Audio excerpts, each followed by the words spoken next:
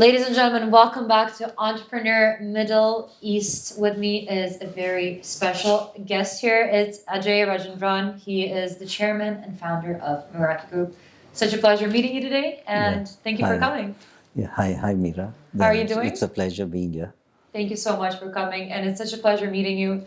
I feel like you have such a wonderful life story and journey going from working, in corporate to entrepreneurship. So I can't wait for our audience to find out everything about you. So if you can kick off this conversation by taking us all the way back in time and showing us, how you kicked off your career and where you are now. Right. So I'm from India, basically from the south of India. Grew up in the western part in Gujarat, and I've been in Dubai since 2002. The good times in Dubai. Yes, the good times. Okay, it was the good times when I came in. We had a few hiccups along the way. Yeah. But Dubai has always stood out, I think, globally for being so innovative, so entrepreneurial, and so open to growth. That we're fortunate and grateful that we are in the right location to reap the benefits of this geography. And you were there at the very beginning, which is basically how you've created, right? That's right, pretty much from the very beginning. Amazing, that's right. Amazing. So where did you work before you decided to get into your entrepreneurial journey?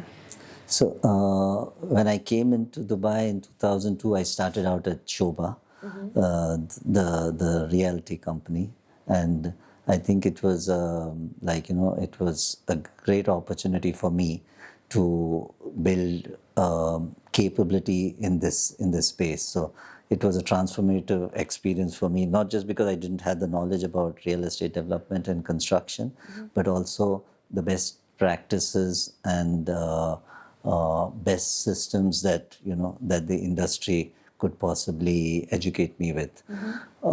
I had the opportunity to lead the business as Shobha delivered on the District 1 project in Mohammed bin Rashid City, which was an extraordinary experience for me. But at some point of time in 2015, I felt that there was an opportunity to actually begin my entrepreneurial journey. You just wanted something more. Which was something that I grew up in. So as I was growing up, my family was in business, and I do remember spending from a very young age a lot of time with my father, as he was as he went about his day-to-day work and getting exposed to the way leadership happens, commercial decisions are taken, strategy is made. So this was something I really enjoyed, and I think that curiosity and respect for the business world was found its seed at that point of time. It was flowing through your veins at that point. Yes, that's right. And I think 2015 felt the right time to give release to those emotions and dreams, and we started out at that time with a lot of dreams and a lot of ambition. The ambition continues, where we have been fortunate to convert many of those dreams into reality over the last 10 years. So it is today we have a diversified business of real estate development, premium schools, international premium schools, both in Dubai and in Singapore, as well as thriving contracting and construction related set of businesses. Amazing. So this is what we have achieved. And what would you say was those pivotal moments in your entrepreneurial journey that really define who you are and what you're doing now? What really shaped you as an entrepreneur? Were there specific projects maybe or specific things that happened that really defined you as an entrepreneur? life as such is full of uncertainty, and an entrepreneur's life is, more so. It's like there is no day without serious uncertainty. That's It's a lonely that journey as that well. that Like it's not easy. no, it is not easy. Okay, means it is not easy. I can only confirm that because the journey has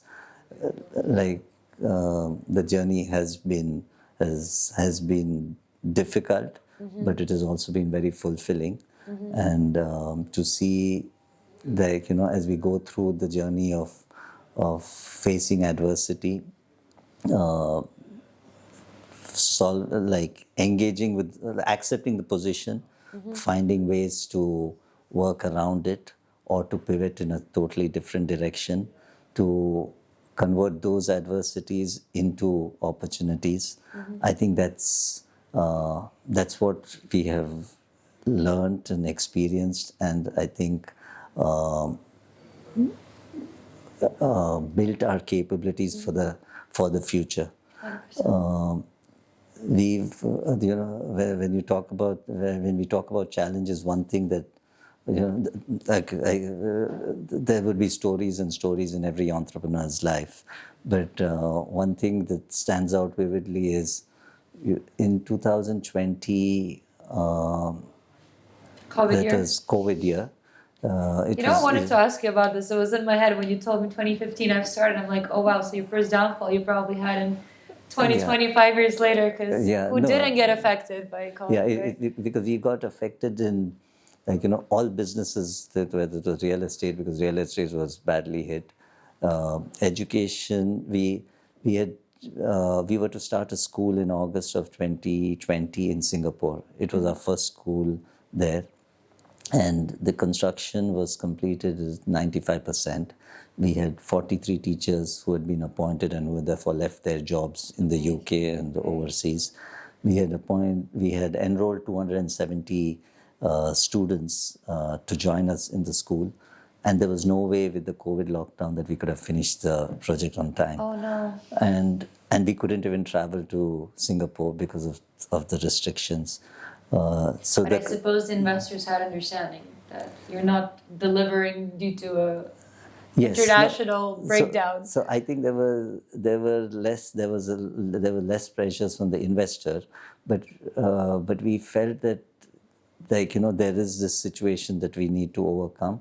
There is a responsibility to the teachers that we have appointed. There is a responsibility to the children that we have committed to, because many of them would have been traveling from overseas to join in Singapore that year. So what we did is we then hired out a convention center, a very plush convention center. We needed 30,000 square feet because the whole place was empty. They gave us 100,000, and we converted it into multiple classrooms. We put up a music room, laboratory, library, etc., and we were prepared on the real estate side to welcome children. The other aspect was to convince parents that we would continue to deliver equally good quality. We are legit, I promise. On a temporary basis. So, on a temporary premises, and that was something that we were able to engage with them and give them the comfort that we would take care of their child from the point of view of safety, distancing, which was a requirement for, at the same time, deliver that highest quality of education that is a core of what we do. And we started the school with 260 children, and all this was done without any of us being able to travel to Singapore. So this was all done on the phone. So an extraordinary experience, and we were fortunate to have been, the team did an extraordinary job to be able to deliver all this seamlessly, actually. And then we moved into the school, finally got done, and we moved into the building in December of that year. I wish we were sitting in an auditorium right now where I would ask the audience to give a huge round of applause for this story, because honestly, AJ, like, it's very difficult for me to remember an interview where I ask a question about challenges, and the entrepreneur doesn't just tell me, yeah, COVID hit, but what can you do? We didn't have a choice. What can you do? The fact that you actually made a plan B and that you found a way out thousands of kilometers distance apart is incredible. So honestly, such a beautiful story, and I think you're extremely proud of your team and yourself. Very And proud of the team. yeah, North London Collegiate in Singapore delivers extraordinary quality of education, of course. and is recognized as among the leading schools. And just we've been there for the last 5 years. So I think all this that the team has done a great job. 100%, 100%. So tell me one thing. You did mention to me a little bit about your father and growing up with him, and he was in a way your role model, right, in your That's right. life. And That's I right. just wanted to ask you about your leadership style now, about the values that you have in your company now. How much of that growing up and of that childhood has been passed on, to your company now, and what sort of personal mantras and values and visions do you have for Meraki? So I think from a leadership point of view, knowledge of the Industry, yeah. activity, the industry, the landscape is crucial. And where we feel that the knowledge is, as a leader, where I feel that I may not have enough of knowledge, I would very openly welcome and encourage my colleagues also to ask people questions and get access to that knowledge. Because without the knowledge, nothing can be delivered well. We seriously invest a lot of time with our people. Mentorship is a crucial part of what we believe in. If we need to build the habit of operational excellence, as well as if we need to grow, because we are involved in several businesses, and as we build capability across the group, we believe that mentoring, holding hands, encouraging people to grow, to take responsibility is an important part of what we do.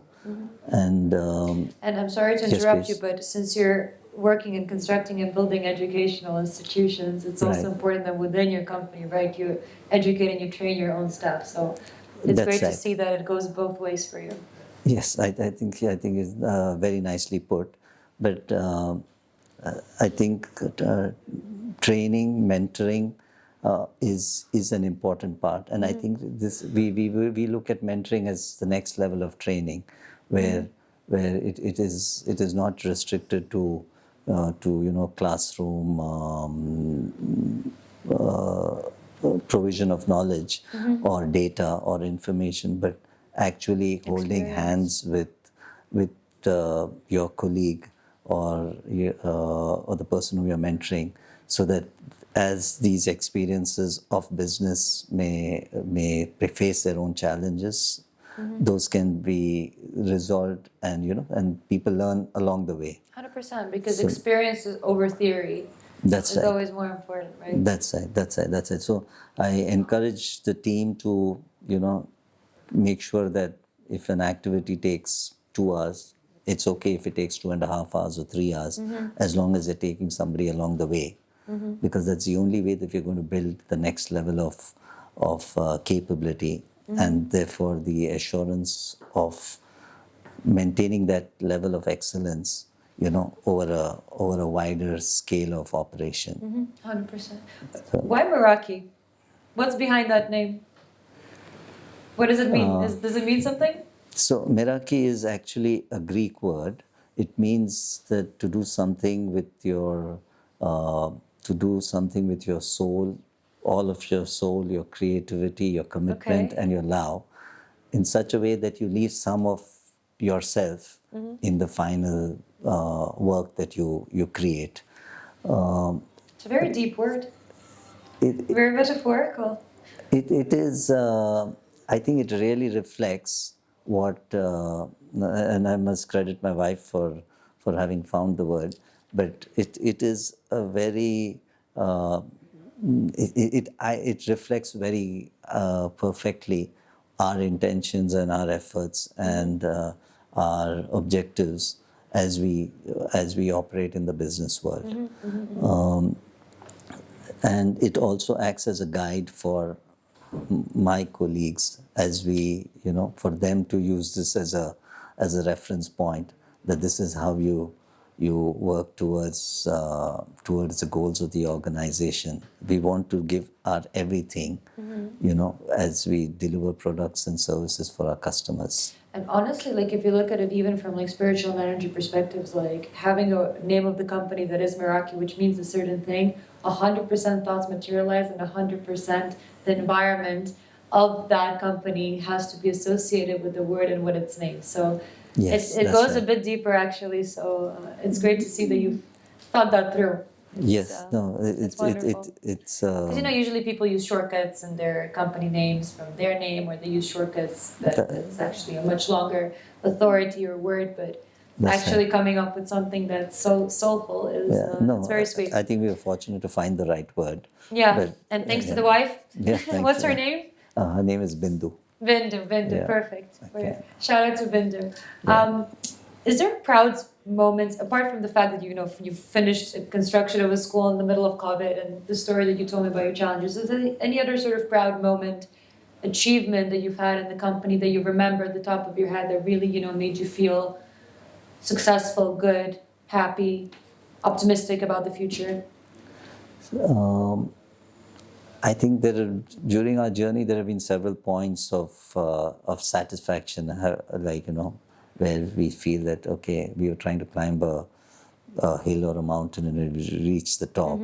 But one of the things is that on the education front, we are very well respected school operator. North London Collegiate School in Dubai is ranked even by the International Baccalaureate Board as the... You give me traumas from my past when you say International Baccalaureate. Hardest part of my education was IB, I swear. I swear those 2 years of high school. Yeah, no, but it's a very solid curriculum, tough. and I think it might have prepared you for this. 100%. No, I'm grateful for it. But those 2 years I'll remember forever, I swear. Yeah. So so the IB board has recognized that based on just the scores, we would be the top ranking IB school in the Middle East. I got a 35 out of 45 on my IB. It's not an easy curriculum. It's so not easy. It's not an easy curriculum.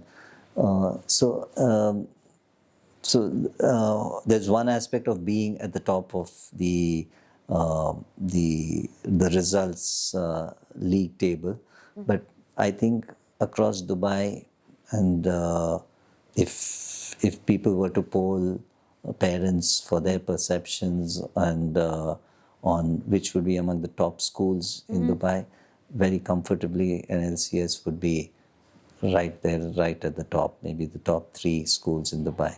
So I think this for us to have achieved something like this in a short period of 7-8 years, I think the team has done a very good job. During this journey in education, contracting, and real estate, we've also been able to forge strategic partnerships with some of the leading global financial institutions and semi-government institution companies from Singapore. The thing that it's not just that these relationships have been built because of our ability to deliver on business goals, but also because these partners have felt comfortable that we operate with a high level of transparency, with a lot of professional integrity in terms, and as well as quality of reporting, and their comfort that we are following best practices for the future. So I think these relationships are things that we we really value substantially, and we believe that it's a reflection that we have been doing the right thing for them to have that confidence in us. 100%.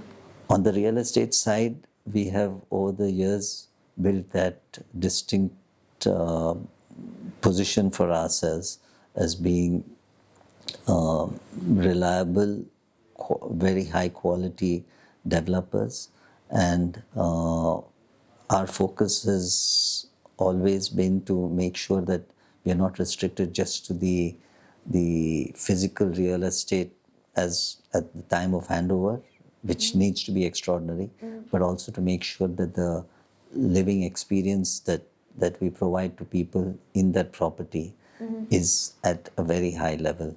So that's how we distinguish ourselves, and you know, and we are comforted by the fact that the market does recognize and respect us for that.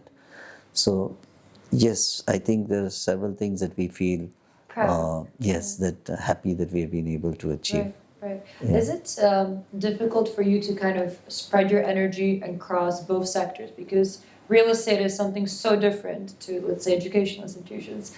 How do you diversify, your energy and your time to make sure both sectors are functioning and, developing properly? Do you find it challenging sometimes, or since you have such a strong background in real estate, it comes easy to you? So tell me a little bit about that. So we've been, I think the biggest comfort for us has been the fact that we have a very strong team and a very good team. So who take responsibility and accountability and for not just the bottom line, but also for operational excellence and making sure the customer is happy. So this takes whole experience yes. of the So client, this takes off a lot of pressure from me, and so allows me to focus more on a strategic level as well as on making sure that that we can plan for growth for the future. 100%. I spend maybe 40% of my time on the educational part of the business, and 60% on real estate and the rest of the businesses.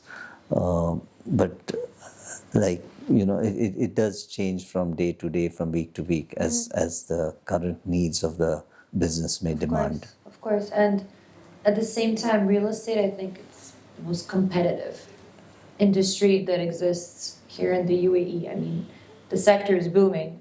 Yeah. How do you position yourself in this increasingly competitive sector? And how are you guys different, basically? How do you think you're succeeding in it with all these other competitors doing a very similar job to what you are doing? So real estate, there's no question about it, is extremely competitive. I think there is, because we do our job very well from the point of view of actually getting the physical asset delivered at the highest quality levels, because we promise and deliver on an experience in the property that people feel is substantially elevated compared to several of the other options available. So I think that's the reason why we believe that we are creating a competitive advantage for ourselves.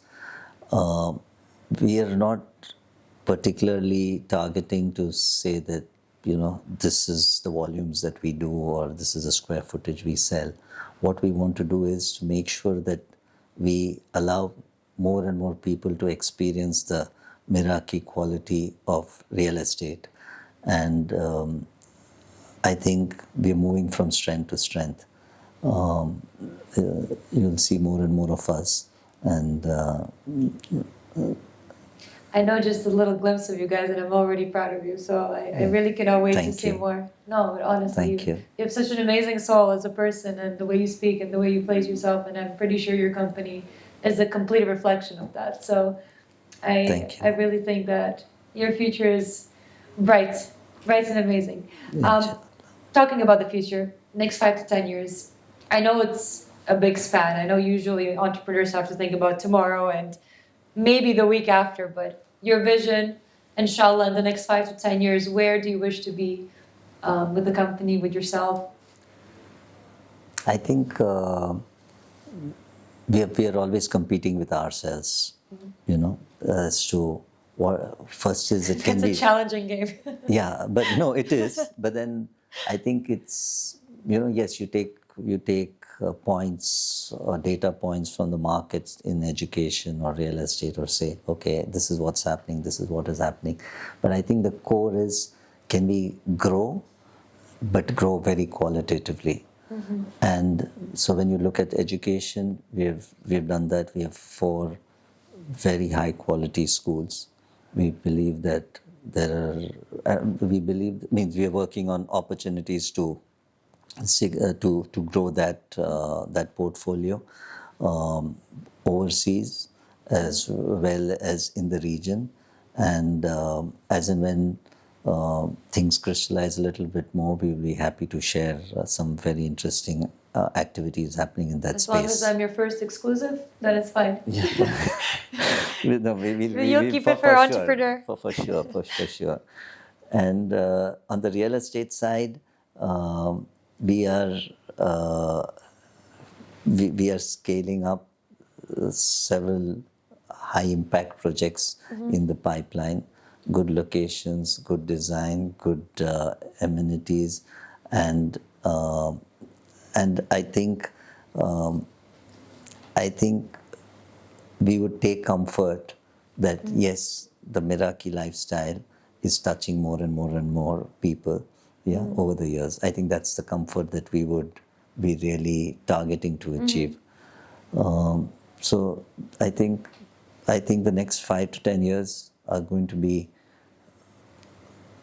very important from our business point of view. But I think the kind of environment that Dubai has created, is really the best place for us to allow our vision to come to reality, globally possibly. And we're all very, I think, grateful to be here. I don't like it when the people use the word lucky, because all of us placed a lot of hard work to come where we are here today. And it's easy for somebody abroad to say, oh, you're lucky, you're in Dubai.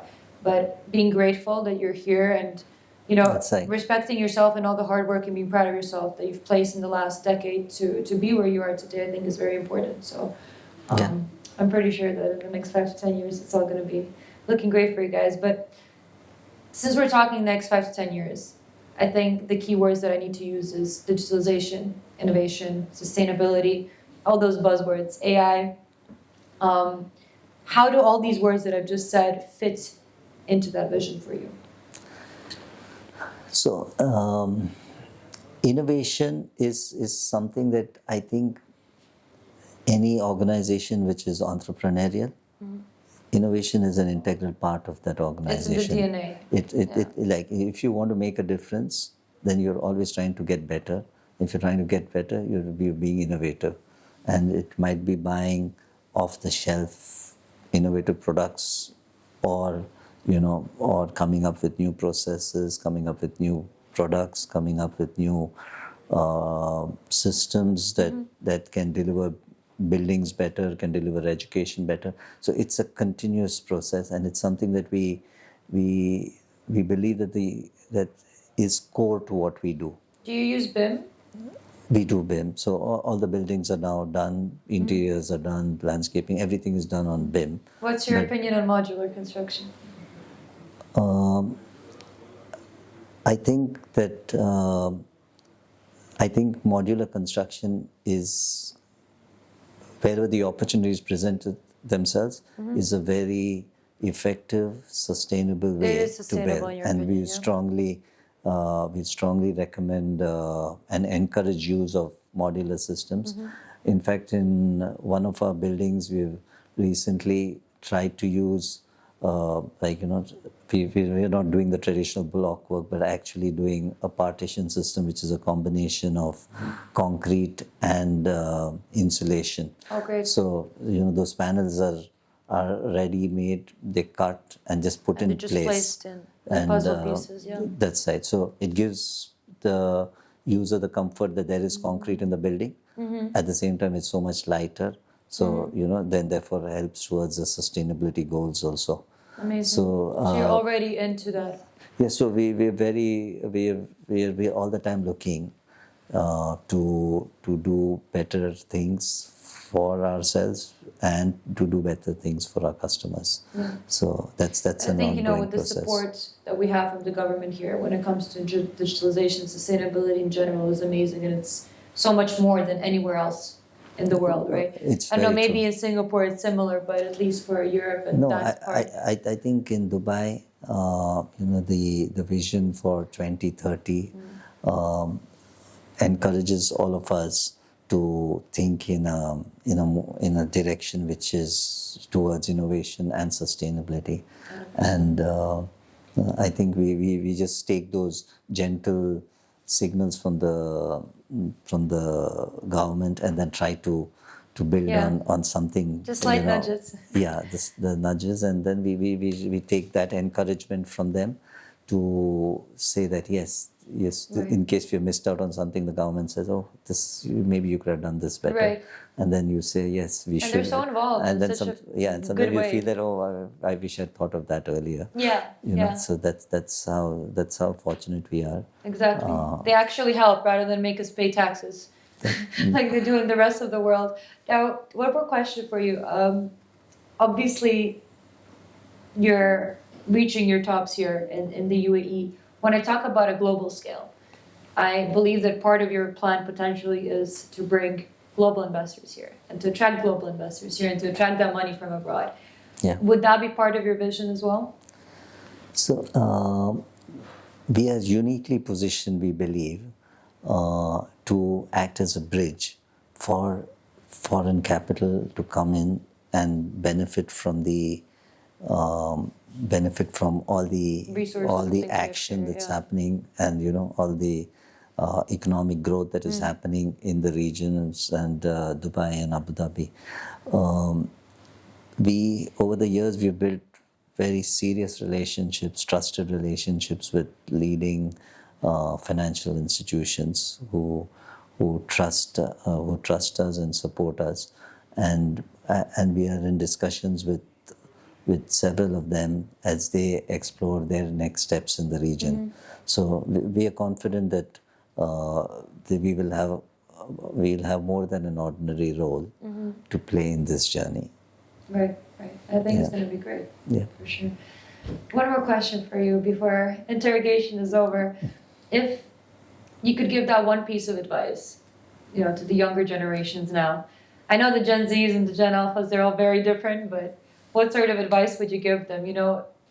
Guys and girls that would like to potentially take your path one day, get into construction or get into educational facilities management or real estate. What sort of advice would you tell them that you think is important in this industry to know? So from an industry perspective, I think enskilling, oneself with the best practices for the future, I think that is something that So educating yourself, right? Educating yourself and preparing yourself for tomorrow's practices, rather than what was happening historically. I think is very important, and I think a key. I think that is the primary advice I would provide to the next generation. Do you have children? I have 2 daughters. All right. Are they also entering engineering? Yeah, so one is studying to be an architect, and the other one is doing civil engineering. So I see how you're slowly placing your influence for the next generation to take over. yeah, no, I tried to convince them to do tech, and because their father told them not to do it, they decided to do something else. Something else. Yeah, but it's okay. I mean, I think we will always need engineers, and we will always need architects. We would. No, And I'm pretty I sure think it's a very good. It's like for the future. I think there's a lot of opportunities, and especially opportunities for everybody in Dubai. Right. I think the region will attract more and more people, and more young people will possibly find their long-term home here, because Inshallah. because this is where I think they would their ambitions and their uh, capabilities would be given wings. This is 1,000,000%. what I firmly feel. 1,000,000%. I swear, I think I've employed like 11 people already from abroad that are my friends. I'm like, I keep trying to move people to Dubai to make them experience what Yeah. we experience here every day, because That's right. you just get stuck in your loophole back at home and you don't know of anything better. But there's so much more There to is. this life and to the world and to our abilities and capabilities and to governments that actually support us rather than bring us down. So I really believe that this is the present and the future, the whole Yeah. region. Yeah, no, and 100%. I think as you do this, I think it's a great. I think you're doing really the right thing, of encouraging people to look at the world and look at other opportunities. And for some people things work, and for some people they won't work. Of course. But At least they were given think the chance, I right? think it's important for them to give it a chance. For sure. 100%. Maybe one day open my own HR office, recruiting office. Now, before I let you go, I have a little question card set here. Yes, please. You're going to pick one question, Okay. read it out loud, and then answer it. Okay. The game Okay, you can give me. rules are very simple. You can have a think as well. It can take a minute. They're a bit I was deep. just hoping there's another question on the other side, but it isn't. No, what So- is the question? No. Do you the want another question one? is no. What did your first big mistake as a founder teach you? I'm sure you made Yeah. mistakes. There's no shortage of them. So I think I'll need a laptop if I have to enlist Thank all you of for being them. honest with us. Yeah. But I think one thing is that you must trust your gut. Mm-hmm. Yeah, and sometimes you may. It's always good to take people's advice, take their opinions, consult with them, but sometimes you may need to just follow your gut. Intuition. Yeah, your intuition, and then hold your breath and hope that you're right. Yeah. And I do remember an instance where You should have trusted yourself more. I should have trusted myself more, but anyway, everything has ended well. So this is one thing I would highlight. Right. I mean, God doesn't give us things we can't go through, right? We always Yeah, that's receive paths from Him to either grow ourselves That's or, right. to learn a lesson from Him. So. That's right. That's Anyways, right. absolutely beautiful conversation. Honestly, it's great meeting you. I wish you the best of luck Thank you. and Thank you. to many more interviews. Thank you so much for coming. Thank you. Thank you. Thank you. Oh, cut.